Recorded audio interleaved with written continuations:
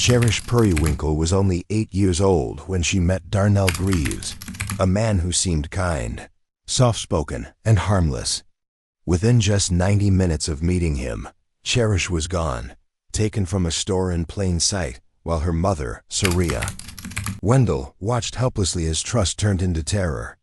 What began as a stranger's offer of help turned into one of Florida's most chilling abduction cases, minute by minute. A nightmare unfolded on a humid June evening in Jacksonville, Florida. 8-year-old Cherish Perrywinkle found herself in the middle of a night that would change everything. Her mother, Saria Wendell, had planned a simple trip to the discount store just a few blocks away. They weren't looking for anything fancy, just a few clothes and maybe something small for the girls to eat. Money was tight and time was running out. Saria hadn't eaten all day, and her daughters were growing tired and hungry. But she pushed forward, trying to make the most of what she had. The store buzzed with the usual late-night customers. Fluorescent lights buzzed above, giving the place a tired glow. Among the racks of cheap clothes and bargain bins, a man stood watching. He looked harmless, older, soft-spoken, with a neatly trimmed beard and a clean shirt tucked into worn jeans. His name was Darnell Greaves, and to most people, he looked like someone you could trust. He had a slight limp when he walked and spoke, with a kind, steady voice that didn't raise alarms. But his eyes never stayed still. They scanned the store constantly, tracking movements, especially those of children. Saria noticed him as he stood near the girls' section, holding a small toy in one hand and glancing over at her cart. He smiled at her, then struck up a conversation. Darnell claimed he was waiting for his wife, who was bringing a Walmart gift card to help families in need. He said they had extra money and wanted to help someone less fortunate. He told her that his wife would be arriving shortly, and they could get food, clothes, and whatever else the children needed. He didn't ask for anything in return.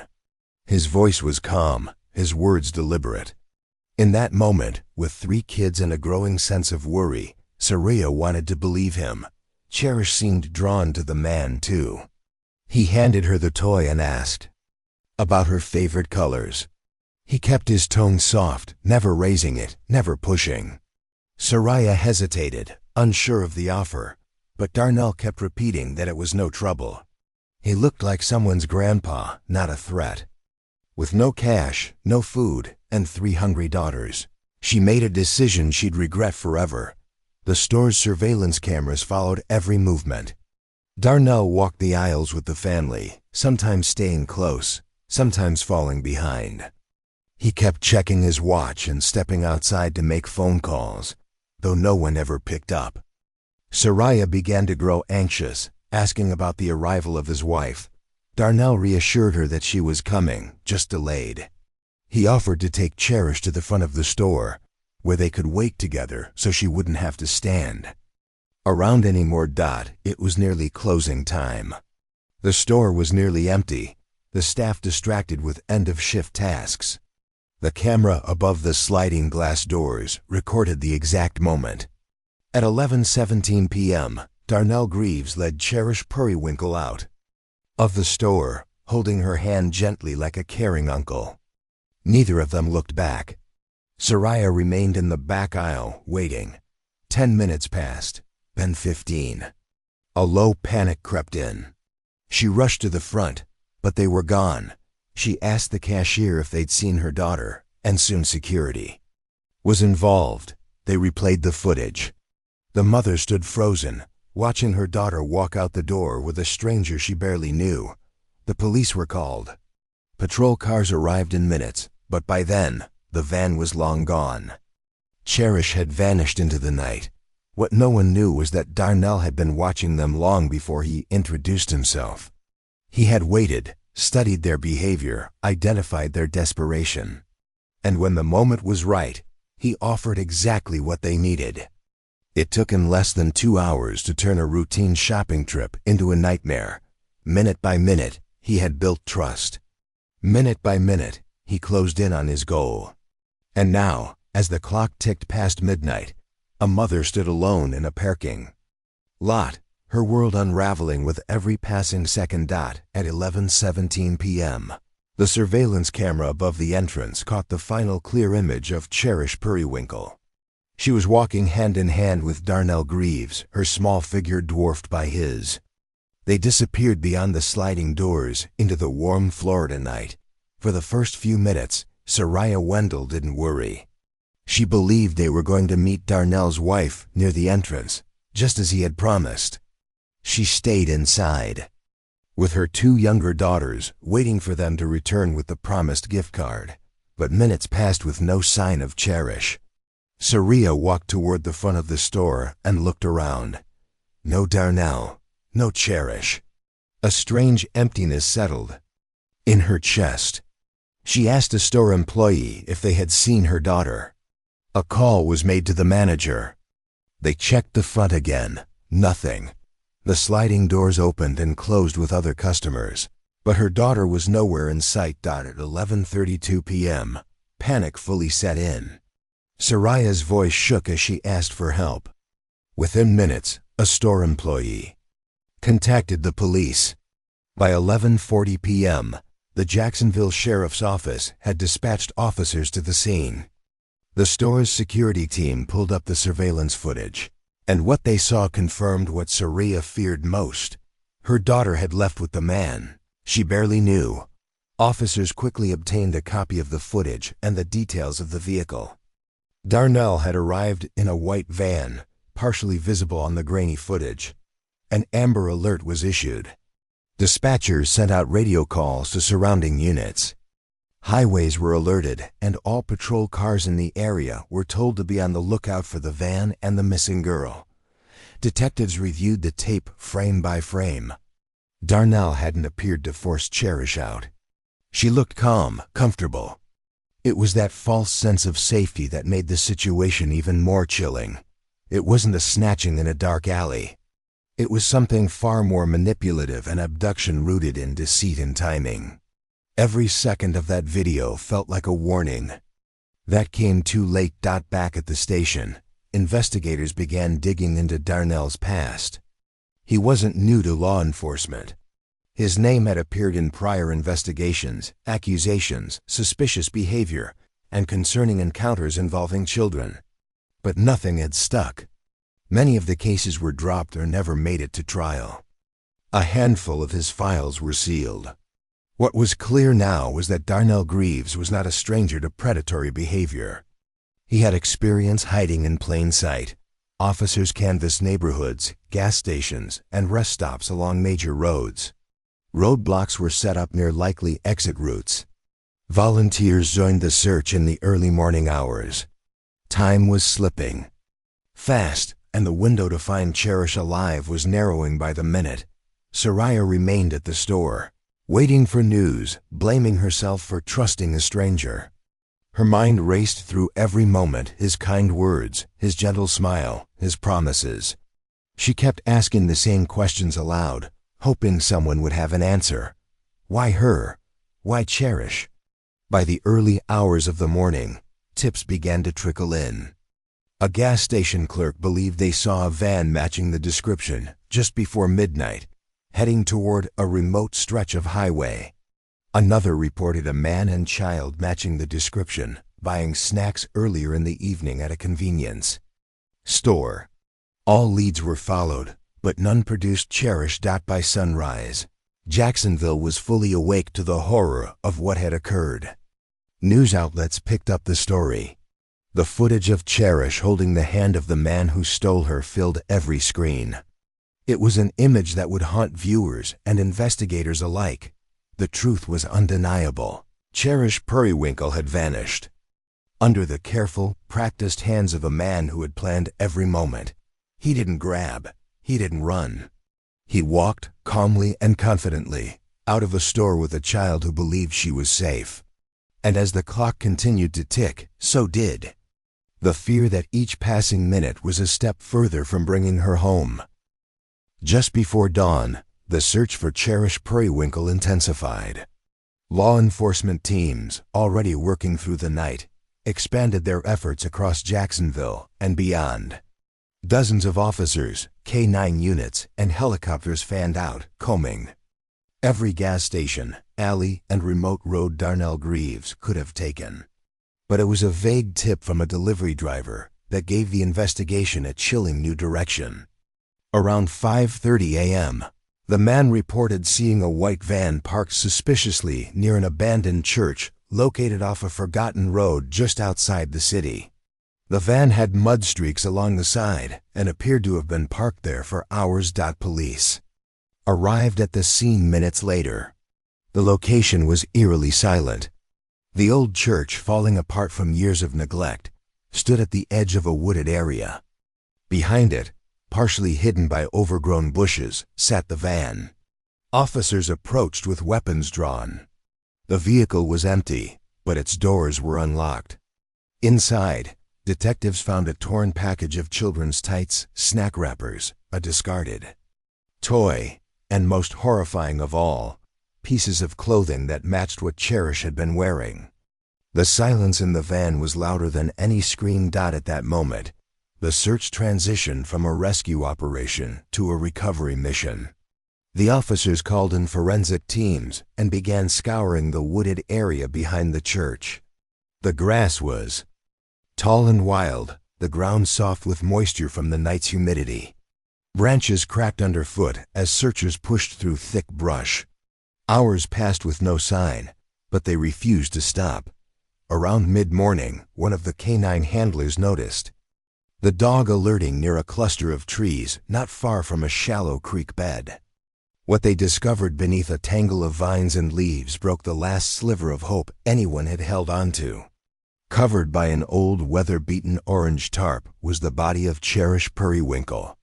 Her small frame lay lifeless, hidden in a place chosen for its isolation. The entire search team went quiet. The woods, which had moments before echoed with radio calls and shouts, now fell into a heavy silence. Officers stood in disbelief, their hearts breaking not only for Cherish but for the mother who had trusted a stranger out of desperation. Crime scene tape was stretched around the area. Forensic experts began documenting every detail, every footprint, every thread of evidence. The area around her body told a disturbing story. There were signs of struggle, signs that Cherish had fought, signs that no child should ever leave behind. Within hours, the discovery was confirmed, and the news spread quickly. Detectives connected the evidence in the van to the scene in the woods. It was undeniable now. Darnell Greaves had lured, abducted, and murdered an 8-year-old girl in cold blood. An arrest warrant was issued immediately. Authorities knew Darnell couldn't have gone far. His van was his base. Without it, he was vulnerable. Later that afternoon, Darnell was found walking along a quiet stretch of road near a closed-down truck stop. He had changed his shirt and was carrying nothing but a folded piece of paper and a worn-out backpack. When officers stopped him, he didn't run. He simply looked at them and raised his hands. He didn't ask why. He didn't deny anything. He was taken into custody without resistance. Inside the interrogation room, he remained mostly silent. He requested a lawyer and said nothing about Cherish. Investigators knew that whatever explanation he might give would never match the horror of what he had done. The evidence spoke louder than he ever could. Forensics confirmed everything. Fibers from the tarp matched those found on his clothes. Tire tracks at the scene matched the van. Cherish's DNA was on his shirt, though the arrest brought a sense of closure. The air was thick with grief. What had been a desperate search for a missing child ended with the recovery of her body from a place she never should have been. And as the community began to mourn, the legal system prepared to confront a man who had shattered more than just one family. He had shattered trust, hope, and a sense of safety that may never fully return. The courtroom was filled to capacity on the day Darnell Greaves stood trial. Every seat was taken. Reporters, grieving family members, local residents, and quiet observers all sat in silence, watching the man accused of one of the most haunting crimes the city had ever seen. The case had shocked the nation, but for the people of Jacksonville, It was personal. The footage of little Cherish Perrywinkle walking hand in hand with her killer had been replayed so many times that it had become burned into the collective memory of the community. Now, the trial promised to expose every detail of what happened during those horrifying hours. Prosecutors opened with a chilling timeline. They broke down each moment from the moment Darnell entered the store to the moment he walked out with Cherish, and finally to the recovery of her body in the woods. It wasn't just a story. It was a minute-by-minute breakdown backed by surveillance footage, forensic analysis, and a mountain of damning evidence.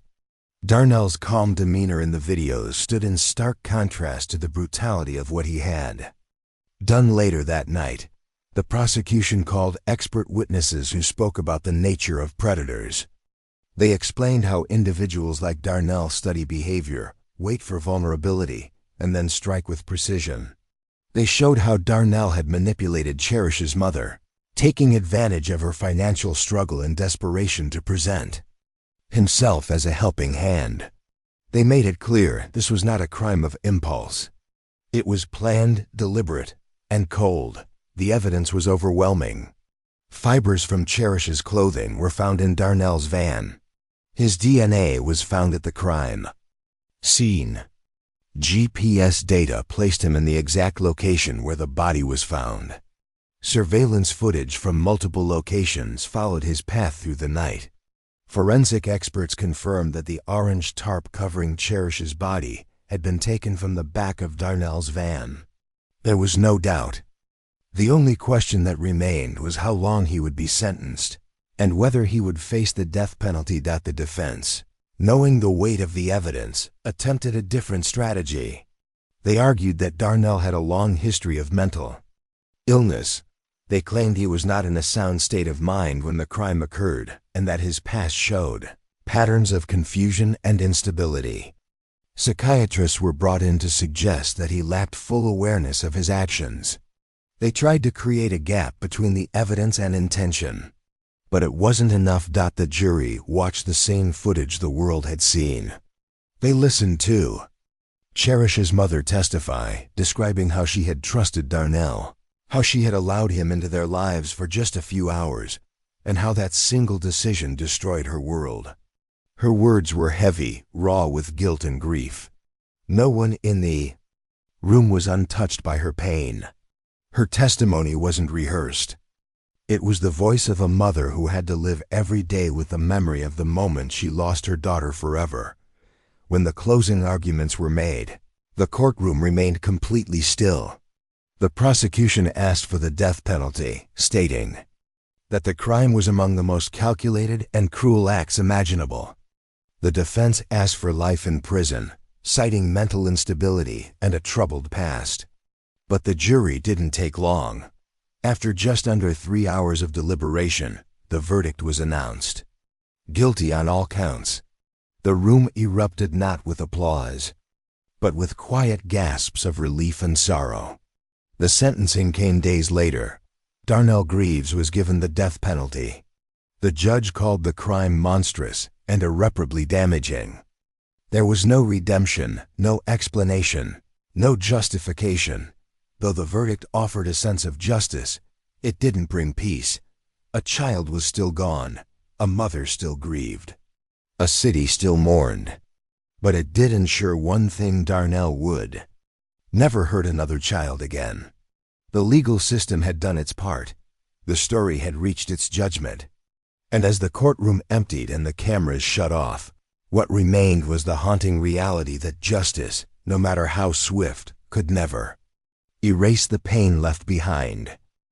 Years have passed since the night Cherish Perrywinkle was taken, but for her mother, Soraya Wendell, time has never moved forward. It remains frozen at 11:17 p.m., the moment her daughter walked out of the store with a man she thought was safe. Inside Soraya's home, that time is everywhere. The microwave clock she never resets, the framed photo of Cherish taken just weeks before the tragedy, and the calendar she keeps from that month with the day forever circled in red. People around her have tried to help: counselors, friends, even strangers who saw her story on the news. But some wounds refused to heal. Soraya's two younger daughters, now teenagers, carry the weight too. They remember the night clearly. The way their sisters smiled at the man with the toy. The way their mother's voice changed when she realized something was wrong. They've lived every day in the aftermath of that brief and irreversible moment. The community, once shaken and horrified, rallied behind the Perrywinkle family in the years that followed. A foundation was created in Cherish's name to help parents in crisis and to raise awareness about child predators. It focused on educating families about signs of grooming, teaching children how to trust their instincts, and providing financial aid to families who were vulnerable, just like Soraya had been. Through outreach events, school visits, and public seminars, Cherish's name became a symbol not just of tragedy, but of prevention and awareness. Still, every June, as the date of Cherish's abduction approaches, the memories become sharper. The news stations revisit the footage. Interviews with the detectives who worked the case re-air. The same images, Cherish's face, the van, the store surveillance video flood back into public view. And each year, Soraya is asked to relive her worst nightmare for the sake of remembering what was lost. She does it because she believes it matters. Detective Michael Hanlon, one of the lead investigators on the case, still remembers every step of that investigation. He keeps a photo of Cherish on the bulletin board in his office. For him, she's the reason he pushes through difficult cases. He said in interviews that he solved murders, robberies, and drug cases, but nothing has ever stayed with him like the loss of that child. It was the case that changed how he looked at strangers. The case that reminded him evil doesn't always shout at whispers, gently, and waits. Darnell Greaves remains on death row, confined to a cell with nothing but time. His appeals continue, as the system allows, but his fate was sealed the moment the evidence was presented. He rarely speaks. His name is rarely mentioned now without anger. The public has moved on from his face, but no one forgets what he took. For many, the silence from him is a small mercy, one less reminder of the horror he caused. There are families who still stop by the site where Cherish was found, placing flowers or soft toys on the tree that now bears a plaque in her name. That small patch of woods, once a place of fear and sorrow, has become a quiet memorial. The orange tarp, now held in evidence archives, is never shown publicly, but officers who saw it still describe it as one of the most devastating things they've ever encountered. For the Perrywinkles, the fight goes on, not just to survive, but to ensure no child becomes the next Cherish. Their pain, turned into purpose, has prevented countless similar stories. And yet, when Soraya walks past the bedroom where Cherish once slept, she still expects to hear her laugh.